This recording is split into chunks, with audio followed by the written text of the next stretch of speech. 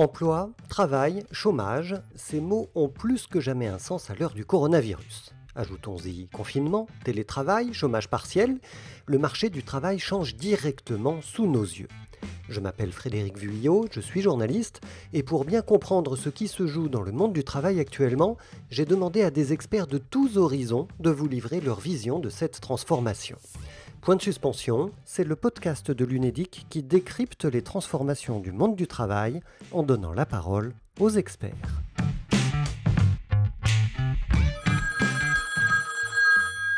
Et nous sommes aujourd'hui avec un sociologue, il enseigne à l'université Gustave Eiffel, il a publié l'ouvrage « Organiser l'autonomie au travail » aux éditions FIP. Pascal Huguetto, bonjour. Bonjour. Le télétravail a été très pratiqué pendant la crise et il l'est toujours. Est-ce qu'il va perdurer? De quelle façon et avec quelles conséquences? C'est certain que la crise sanitaire qu'on vient de vivre, ou qu'on est encore en train de vivre, a joué comme un accélérateur du changement, qu'il a facilité la mise en place de pratiques qui étaient en train de se chercher, et ça a donné un coup d'accélérateur certain. Avant la crise, il y avait déjà quand même pas mal de choses qui s'étaient développées en termes de télétravail et des blocages qui s'étaient levés successivement. Un acteur qui hésitait beaucoup sur le télétravail pendant plusieurs années, c'était les DRH eux-mêmes. Évidemment, pour eux, ça pose des questions qui sont loin d'être simples autour du respect des obligations de l'employeur jusque dans le cadre domestique. On l'a bien vu dans le cadre du confinement. Mais à partir du moment où les DRH s'étaient rassurés en se disant que dans le fond, on pouvait sécuriser juridiquement la question avec des accords négociés avec les organisations syndicales, à partir du moment où les organisations syndicales elles-mêmes avaient quand même pas mal évolué sur le sujet, ces dernières années, ça s'était un peu plus déplacé, en partie vers les salariés eux-mêmes, qui n'étaient pas tous chauds pour faire du télétravail. Et puis, l'acteur pour lequel ça reste plus compliqué, ce sont les managers, le management intermédiaire, parce que ça oblige à intervenir sur les pratiques de travail, notamment en demandant aux télétravailleurs comment tu t'y prends dans ton travail dans les murs de l'entreprise, pour qu'on puisse voir comment tu dois t'y prendre au domicile.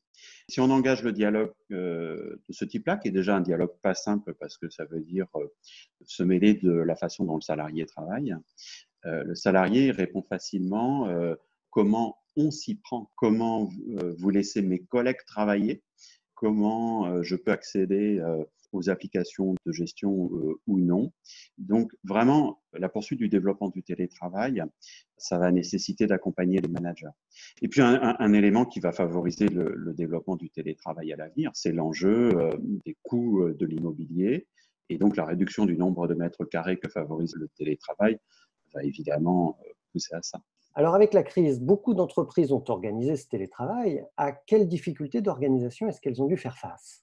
Dans l'urgence, il a fallu ouvrir l'accès aux applications de gestion, alors que les habilitations pour accéder aux applications de gestion dans les murs de l'entreprise et encore plus au domicile est en fait restreint à un certain nombre de salariés.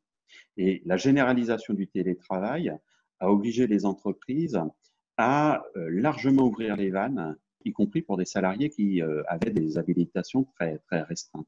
Et pourquoi c'est compliqué ça? Parce qu'il y a des problèmes de sécurité, de piratage, parce que par ailleurs, en fait, ça renvoie à une organisation du travail dans laquelle on gère de manière très restrictive des périmètres de responsabilité qu'on veut bien confier aux uns et aux autres. Et puis, au-delà des difficultés d'organisation matérielle, la première difficulté du télétravail, c'est en fait le maintien des liens avec le reste du collectif de travail. Alors, ça a été résolu par le biais des visioconférences, mais qui sont assez sollicitantes, assez coûteuses cognitivement. Mais on a vu, par exemple, dans le cadre du confinement, que les jeunes avaient plus souffert du télétravail que les anciens.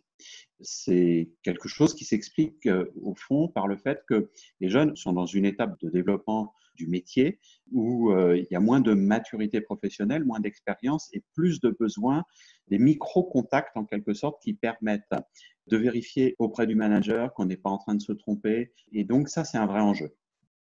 Alors en même temps, le télétravail, il n'est pas praticable par tous. Est-ce qu'il représente selon vous une nouvelle frontière des inégalités?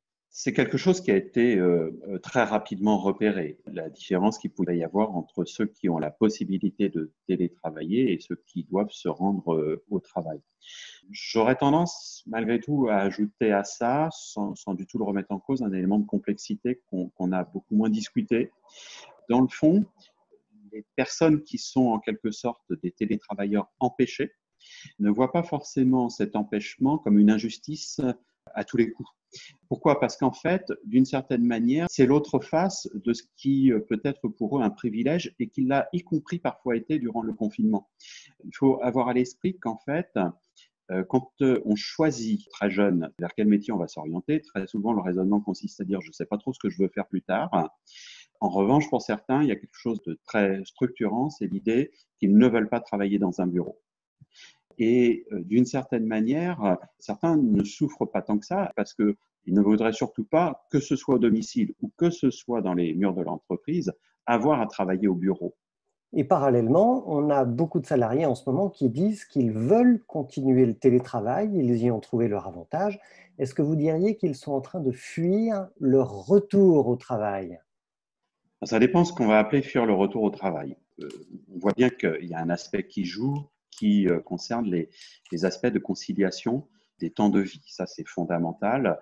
Évidemment, si on vit dans un environnement marqué par une grande densité, ça augmente la chance d'avoir accès à des infrastructures, mais ces infrastructures, elles se payent de plus en plus à un prix très élevé. Et l'autre coordonnée, c'est les rythmes de vie. Quand vous combinez les deux à la fois, vous avez des individus qui vivent des situations qu'ils résument en termes de stress. Et donc, quand ce stress est là à cause d'une densité particulière et de rythmes fous, eh bien, les salariés vont être facilement demandeurs de prolonger le télétravail. Et aujourd'hui, ils en sont plutôt au stade de se dire, maintenant, je souhaiterais plutôt réfléchir aux conditions dans lesquelles je veux poursuivre le télétravail.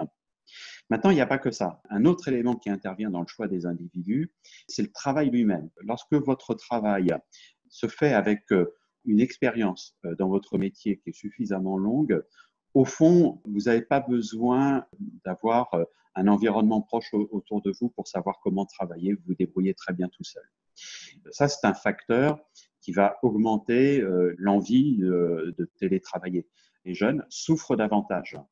Ils sont plus demandeurs justement d'un retour rapide dans les murs de l'entreprise parce qu'ils sont plus désarmés. Plus les gens ont de la maturité professionnelle, plus en fait, ils arrivent à se débrouiller seuls et plus ils peuvent additionner des phases de télétravail sans que ce soit très coûteux pour eux. Et au contraire, ils en voient plutôt l'avantage. L'autre élément, c'est comment votre activité vous amène à être plus ou moins dépendant des autres dans la réalisation de votre travail.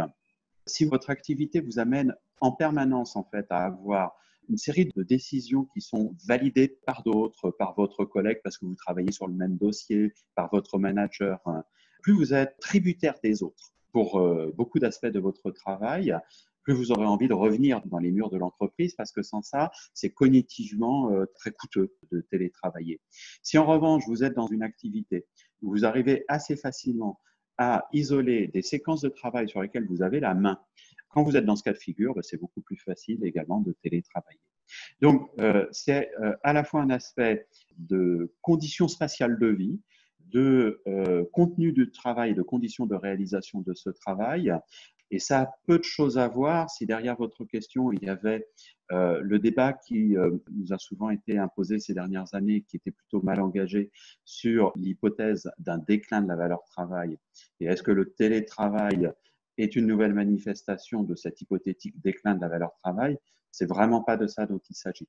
Eh bien, merci beaucoup, Pascal Huguetto, pour votre expertise. Mais je vous en prie. C'était Point de suspension, le podcast de l'UNEDIC qui décrypte les transformations du monde du travail en donnant la parole aux experts.